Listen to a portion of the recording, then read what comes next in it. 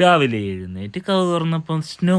അമ്പടാ സ്നോയോട് snow. എന്നാ പിന്നെ പാപ്പിയുടെ first അവനെയും കാണിച്ച് ഡാൻസും കളിച്ച് കറക്കി കൂട്ടിൽ കയറ്റി. അപ്പോൾ ചായ കുടിക്കാൻ ഒരു മോഹം. അത് ചേട്ടന്റെ മോഹമായിരുന്നു മാത്രം. എന്നാ പിന്നെ നടന്നങ്ങ് പോകാം അല്ലേ ബീബി? അതെ ചേട്ടാ. എന്നാ പിന്നെ നടന്നോ.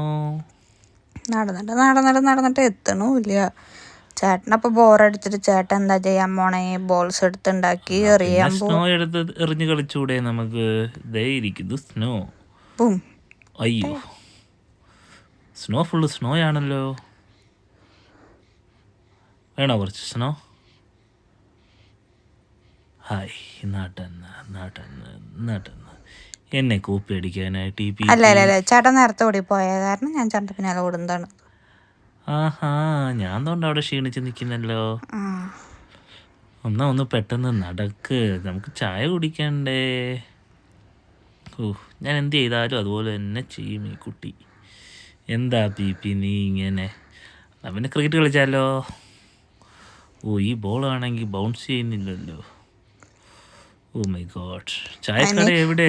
ബാറ്റ്മാൻ ഇല്ലാണ്ട് ബൗൺസ് ചെയ്യാൻ പറ്റില്ലല്ലോ. ഓ ശരിയാ. ബാറ്റ്മാനോ? ബാറ്റ്സ്മാൻ? ഓ മൈ ഗോഡ്, അതുപോലും അറിയില്ല. കട എവിടാടേ? കട.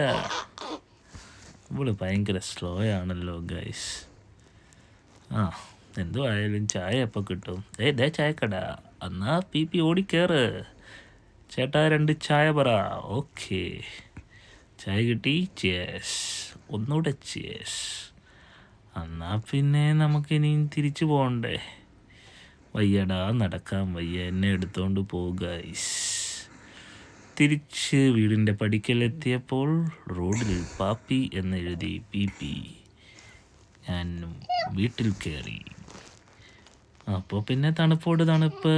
Snow day. Bye bye, good night, love U.